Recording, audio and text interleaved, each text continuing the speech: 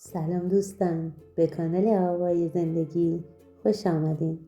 فاتی هستم، 52 ساله، راوی سرگذشت‌های واقعی کانال. قبل از هر چیز خواهشمندم برای حمایت و دلگرمی ما کانال رو سابسکرایب کرده و لایک و کامنت فراموش نشه. یادآور میشم تمامی سرگذشت‌های کانال واقعی هستند، فقط اسامی اشخاص برای رعایت حریم شخصی تغییر کرده. خانواده‌ام توی شهر مذهبی زندگی می‌کردن. 2 خواهر بزرگتر داشتم و خودم کوچکترین فرزند خانواده بودم. خدا رو شکر هیچ زمانی تو خانواده‌مون هیچ مشکل خاصی نبود. همه با هم خوب و صمیمی بودیم. بابا و مامانم هر دو آدمای عاقل و فهمیده‌ای بودن. از سر علاقه با هم ازدواج کرده بودن و کمتر روزی پیش می اومد که شاهد دعوا و بحثی بینشون باشیم. زمانی که من دبیرستانی بودم هر 2 خواهرای بزرگم متأهل شده بودن. شوهر یکی از خواهرام از اقوام دورمون بود و زندگی خوبی با هم داشتن. شوهر خواهر دومم غریبه بود و با عشق و علاقه با خواهرم ازدواج کرده بودن. خواهر بزرگم اون زمان 2 بچه داشت. خیلی برا مراسم آنا ذوق داشتیم. کلی دنبال لباس شیک و مجلسی میگشتیم و هر روز برای خریدن جهیزیه و انتخاب لباس عروس تو خیابونا میچرخیدیم. تابستون بود و کل روزا رو آزاد بودم و همش رو کنار خواهرم بودم. آنا با کلی ذوق خونش رو چید و عروسی کردن و زندگی مشترکشون رو شروع کردن. اون شب خواهرم خوشگل‌ترین عروس دنیا شده بود. خیلی براش خوشحال بودم و تو همون حالم خودم هم تو لباس عروس تصور می‌کردم. روزی رو که به اندازه کافی عاقل و بزرگ شده بودم و یه مرد همینقدر عاشق و همینقدر لایق پیدا بشه و بیاد و منو خوشبخت کنه. البته خواستگار زیاد داشتم. از همون زمان که دبیرستانی بودم پسرای دوست آشنا و گاهی هم غریبه ها در خونمونو میزدن. ولی من دلم میخواست مثل آنا با کسی ازدواج کنم که وقتی به هم نگاه میکنه عشق رو تا عمق چشماش بشه دید. ولی انگار قسمتم نبود که کسی عاشقم بشه. نتایج انتخاب رشتم اومد. تهران دانشگاه دولتی رتبه آورده بودم. خیلی خوشحال بودم. ولی از طرفی ترس و استرس دوری از خانواده و خیلی چیزای دیگه نذاشون طوری که باید از موفقیتم لذت ببرم. تا امروز حتی یه شبم از خانوادم دور نشده بودم و تنها نخوابیده بودم. ولی وقتی که دانشگاه قبول شدم بابا منو گذاشت خوابگاه و بعدم کارای ثبت نامم رو انجام داد و برام بن غذا گرفت. وسیله هامم تا تو اتاقم آورد و خودش تنها رفت. خیلی حالم بد بود. دلتنگی اینقدر به هم فشار آورد که روز دوم قید همه چیز رو زدم. گفتم برمیگردم شهرمون. با گریه به آنا زنگ زدم و گفتم من نمیتونم تنها و بیکس اینجا تو شهر غریب بمونم. میخوام برگردم. آنا خیلی مهربون و عاقل بود. تا اون زمان هرچی مشکل داشتم باهاش در میون میذاشتم و اونم خیلی کمکم میکرد و همیشه مشکلاتم رو حل میکرد. اون روزم بهم گفت اگه الان برگردی از این همه تلاشی که تو این چند سال برا درس خوندن کردی چی برات باقی میمونه؟ هیچی. ولی اگر بمونی و تلاش کنی مطمئن باش بعد از یه مدت کوتاه این دلتنگی برات عادی میشه. دوستای جدیدی پیدا میکنی و فضای خوابگاه هم مثل فضای خونه بهش عادت میکنی. در عوض پیشرفت میکنی و به اون شغلی که میخوای میرسی و درآمد بالا پیدا میکنی. برای خودت دیگه مستقل میشی. همونطور که خواهرم نصیحتم میکرد و راه درست رو جلو پام میذاشت فقط گوش میکردم. حرفاش به دلم مینشست. تصمیم گرفتم دیگه حرفی از دلتنگی نزنم و همه سختیاشو تحمل کنم. مامانم دستپختش عالی بود. تا اون زمان فقط دستپخت مامانم رو خورده بودم و بهش عادت داشتم، ولی حالا دیگه باید غذاهای خوابگاه رو میخوردم و چاره ای هم نداشتم. غذاهاش اصلا برام قابل قبول نبود و هر وقت میخوردم معدم و حسابی به هم میریخت. گاهی اوقاتم تو خوابگاهمون وسیله هام گم میشد. نمیدونستم کدوم یکی از بچه ها اونا رو برمیداره، ولی خب چاره ای نداشتم و باید همه این مشکلات رو تحمل میکردم.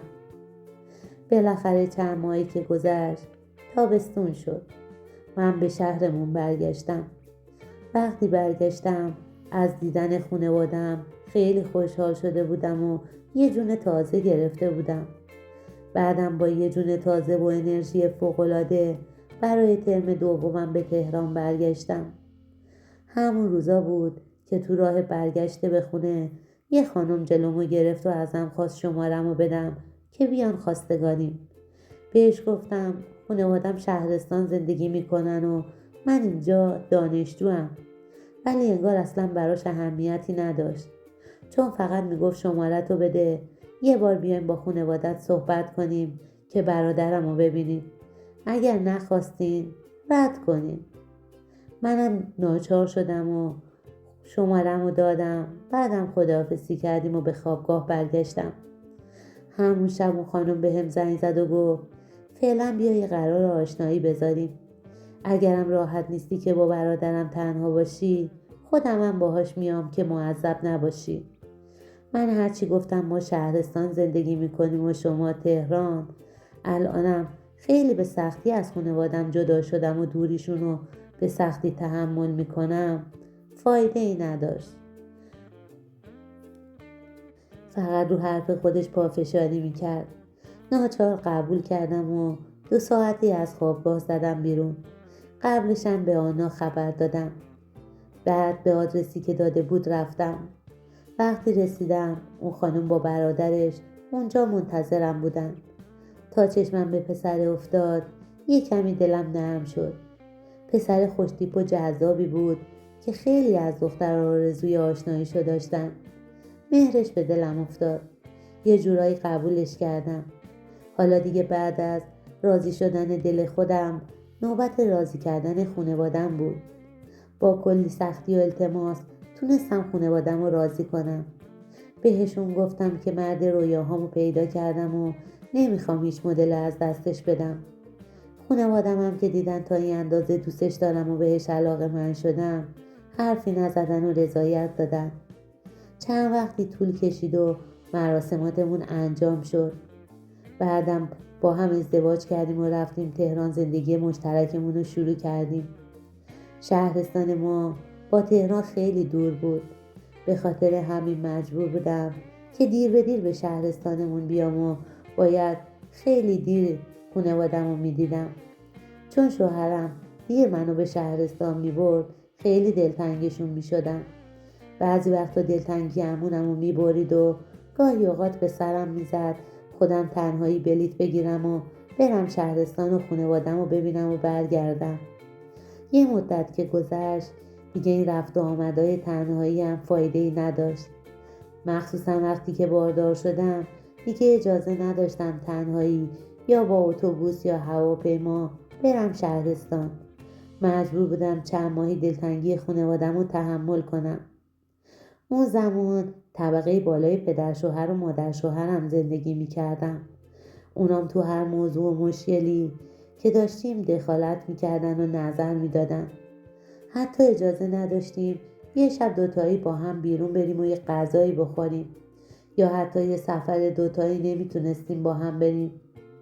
حتی تو خرید مایحتاج زندگیمون هم دخالت میکردن و میگفتن چرا این همه چیزای گرون و بیفایده میخرین؟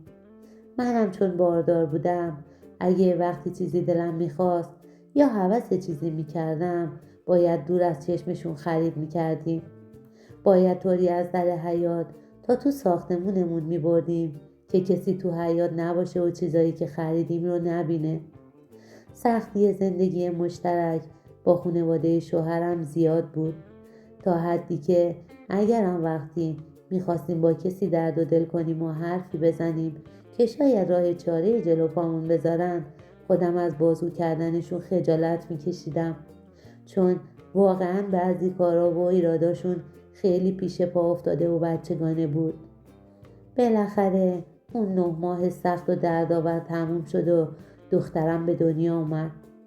تو تمام اون چند ماه فکر میکردم با به دنیا اومدن دخترم زندگیم راحت‌تر میشه، اما راحت‌تر که نشد، هیچ، بدترم شد.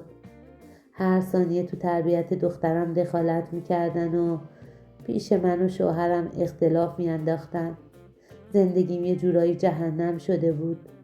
چند سالی رو هر طوری بود و با اون شرایط زندگی کردم تا اینکه دخترم 5 ساله شد. وقتی دخترم یه جورایی از آب و گل در اومد، همه میگفتن دخترت دیگه بزرگ شده، بازم یه بچه دیگه بیار که بلکه پسر باشه و سر شوهرت به زندگی گرم بشه. همه مردا عاشق پسرن و اگه یه پسر بیاری زندگی از این رو به اون رو میشه. از بس به هم این حرفا رو زدن، با اینکه دیگه اصلا دلم نمیخواست یه بچه دیگه بیارم، ولی حرفاشون روم تاثیر گذاشت. تصمیم گرفتم دوباره برای بارداری اقدام کنم. چند وقتی گذشت و دوباره باردار شدم. بچه دوممون پسر شد. همونطور که اطرافیان میگفتن توجه و محبت نسبت به هم بیشتر شد، چون مهدی اولین نوه پسری تو خانواده شوهرم بود و همه‌شون دوستش داشتن. ولی همه این عشق و علاقه و دوست داشتن ها برای 2-3 ماه بیشتر نبود. بعد از 2-3 ماه که گذشت، همه چیز دوباره به روال سابق برگشت. همون ماه اول که آنا سر بچه سومش باردار بود، اونم یه پسر کوچولو میخواست که اسمشو آراد بذاره. خیلی برام دنیا آمدن پسری ذوق داشت. راستش ما هممون براش خوشحال بودیم، چون خواهرم عاشق پسر بود و هر بارم که بچه‌اش به دنیا می اومدن طوری شوهرش دورش میگشت و قربون صدقش میرفت که با اومدن هر بچه عشقشون به هم چند برابر میشد. 3-4 ماه قبل از بچه دار شدنش دیده بودمش. اون موقع یکم وسایل ضروری برای پسرش خریده بود. میگفت فعلا همین اندازه کافیه. اون روز که دیده بودمش از زایمانم پرسید. منم خیلی بهش دلگرمی دادم. با اینکه آنا 2 تا بچه دیگه هم داشت، ولی نمیدونم چرا به طرز عجیبی از زایمان میترسید. اون روز بهش گفتم آنا، تو 2 بار دیگه هم زایمان کردی. هر کی ندونه فکر کنه تو برای بار اولی که میخوای بری اتاق عمل. چند ماهی از دیدن من و آنا میگذشت و دیگه خیلی به زایمانش نمونده بود. منم همونطور بیقرار خبر زایمانش بودم که برم شهرستان و چند روز پیششون بمونم. یه روز که تو خونه نشسته بودم و حسابی دلتنگ خونوادم بودم، چشمم به گوشی شوهرم افتاد که روی میز گذاشته بود. گوشیشو برداشتم تا یه چرخی بزنم و خودمو سرگرم کنم. رفتم گالریشو باز کردم. چشمم به یه پوشه جدید تو گوشیش افتاد. پوشه رو باز کردم. وقتی که باز کردم چند تا عکس داخلش بود که عکس خودش با یه زن دیگه بود. قبل از اینکه شوهرم از اتاق بیرون بیاد و بالا سرم برسه، سریع عکس‌ها رو برای گوشی خودم فرستادم و بعد که از اتاق اومد بیرون یه دعوای مفصلی باهاش کردم. بین حرفا و بد و بیراهایی که به هم میگفتیم، یه مرتبه به هم گفت که دیگه هیچ علاقه‌ای بهت ندارم و خیلی وقته که رفتم دنبال صدای قلب خودم. رفتم جایی که دلم شاد باشه و خوش باشم. تو هم بشین زندگی تو بکن و بچه ها تو بزرگ کن. اگرم نخواستی هر جا میخوای بری برو. از این به بعد آزادی. وقتی که اون لحظه با کمال نامردی به هم گفت دیگه به هم علاقه نداره و میتونم از زندگیش بیرون برم، یه جورایی بین 2 راهی رفتن و موندن مونده بودم. انتخاب خیلی سختی بود. اگر میخواستم برم و بچه هامو با خودم نبرم، دلم میگرفت که اونا رو تنها بذارم. ولی خب از اون طرف قلومم هم یه جورایی له شده بود. تو دلم از خودم میپرسیدم آخه چرا باید تو این همه سال با این همه سختی به پاش میموندم و زندگی میکردم تا ازش چنین ضربه‌ای بخورم. از اون روز که گذشت چند ماهی را هر طوری بود تحمل کردم و در نهایت یه روز اتفاقی افتاد که باعث شد به طلاق بیشتر فکر کنم.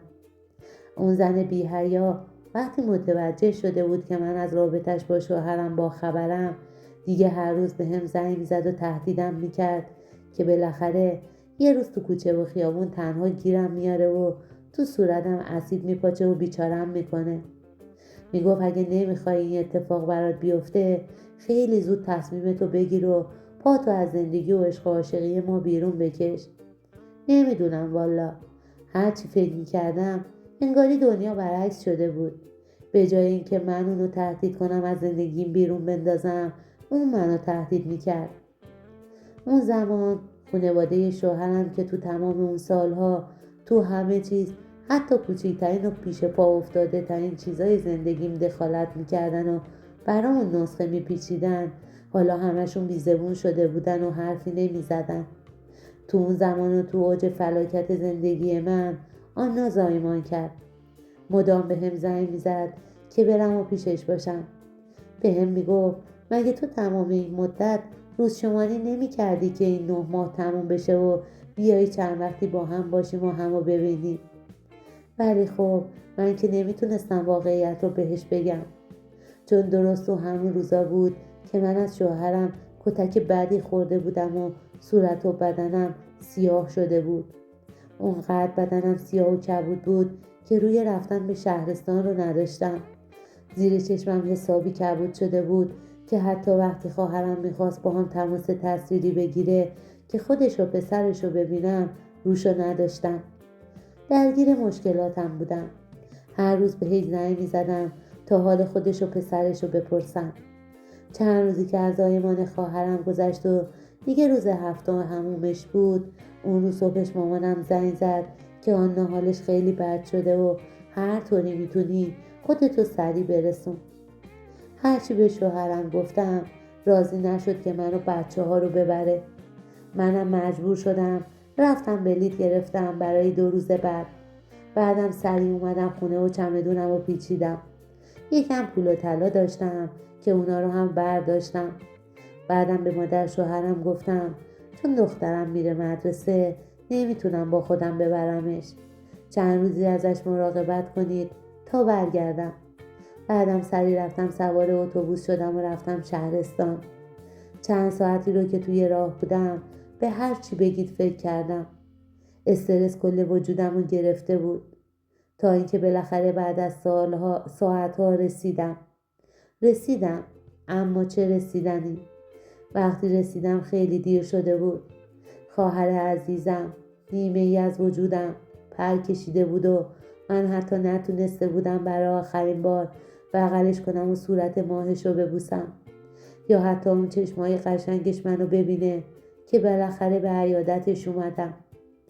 وقتی از مادرم دلیل فوت آنا رو پرسیدم، مادرم گفت موقع عمل دچار پارگی روده شده و دکترها نفهمیده بودن. روز هفتم بعد از زایمان دچار درد شدید تو ناحیه شکم و پهلو شده و تا متوجه شده بودن و زمانی که به دکتر رسونده بودن دیگه دیر شده بود و شانس برای زنده موندنش نداشت.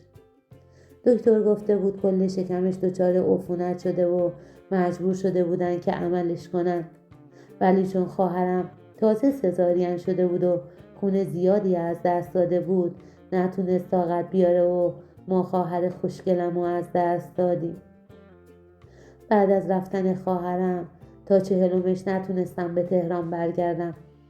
خانواده شوهرمم اصلا به خودشون زحمت ندادن به شهرستان بیان و به همون تسلیت بگن. منم بعد از اون اتفاق بهشون لج کردم و تصمیم گرفتم دیگه به اون خونه لعنتی برنگردم. بعدم رفتم درخواست طلاق دادم. تو اون مدت تا زمان قانونیش برسه کارهای طلاقم رو دورادور پیگیری میکردم تا روزی که همه کاراش انجام شد و دیگه رسما از هم جدا شدیم. چند روز بعد از طلاقمون یه روز خانواده شوهرم اومدن شهرستان و بچه شیرخوارم و با کلی ناسزا که به خودم و خانوادم گفتن از تو بغلم گرفتن و با خودشون بردن. بعد از طلاقم اصلا به هم اجازه نمیدادن که بچه هامو ببینم. یه مدت که تحمل کردم دیگه کاسه صبرم لبریز شده بود. یه روز مأمور گرفتم و رفتم تهران. مستقیم رفتم دم در خونشون که بچه هامو ببینم، ولی در خونشون رو باز نکردن و جواب تلفنم هم نمیدادن. حتی با چند تا خط جدید که برا دوستان بود زنگ میزدم که اون خطا رو نشناسن، بلکه اونطوری جوابمو بدن. ولی وقتی که برمی داشتن و صدامو میشنیدن سری گوشی رو قطع میکردن.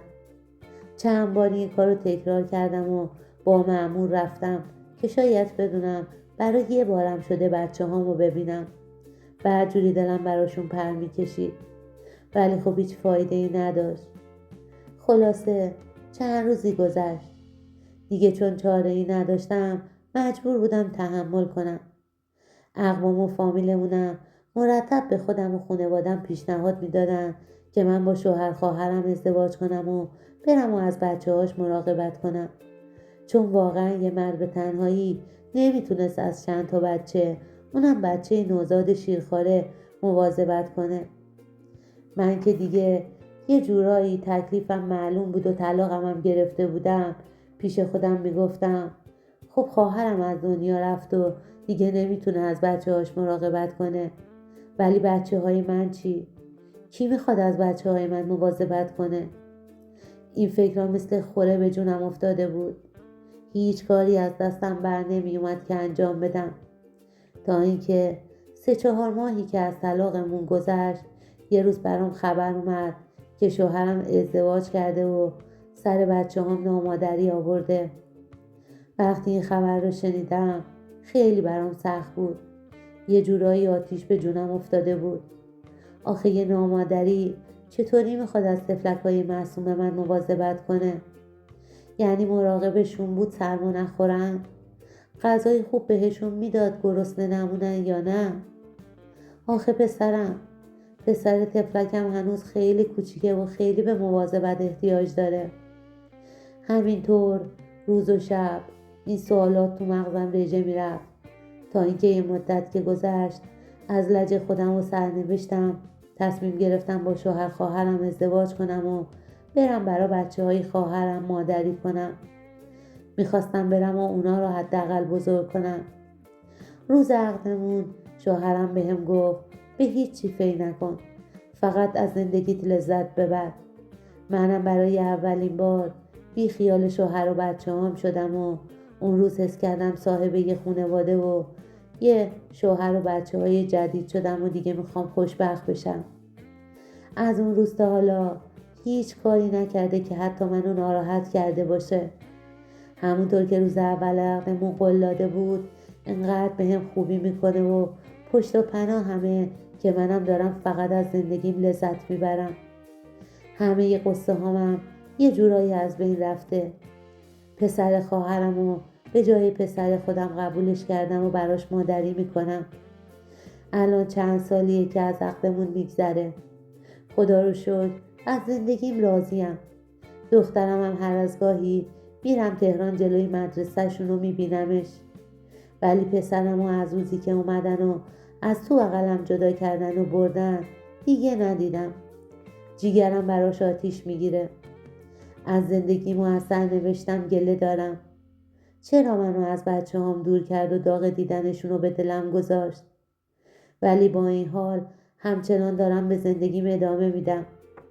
تنها چیزی که زیاد آزارم میده اینه که خیلی ها پشت سرم بدگویی میکنن که از خداش بود خواهرش بمیره و خودشو بندازه رو زندگی حاضر آماده خواهرش. بعضی وقتا هم شنیدم که میگن عاطفه مادری نداشت، بچه های خودشو ول کرده و اومده بچه های یکی دیگر رو بزرگ میکنه. راستش نمیدونم. با این حرفاشون نمیدونم چطوری باید برخورد کنم. شما دوستانی که داستان زندگی منو شنیدین به من حق میدین یا نه؟ یا شما مثل اونا منو مقصر میدونین؟ دلم میخواد برای یه بارم شده مطمئن بشم تصمیمی که گرفتم درست بوده یا نه. خواهشمندم، تمنا میکنم که منو راهنمایی کنید. همراهان عزیز، در صورتی که مایلید زندگی و تجربه زندگی شما با دیگر دوستان به اشتراک گذاشته بشه، از زیر همین ویدیو با سابسکرایب کردن و مشترک شدن عضو کانال ما بشین و با زدن زنگوله و گذاشتن لایک از ما حمایت کنید و به همون دلگرمی بدید. مرسی که با لایک کردن و گذاشتن کامنت از ما حمایت میکنید. اگر به سرگذشت‌های واقعی دوستان علاقه‌مند هستین، از زیر همین ویدیو و با گذاشتن کامنت با ما در ارتباط باشین. تا برنامه بعد شما عزیزان را به خداوند می‌سپارم. خدا یار و نگهدارتان.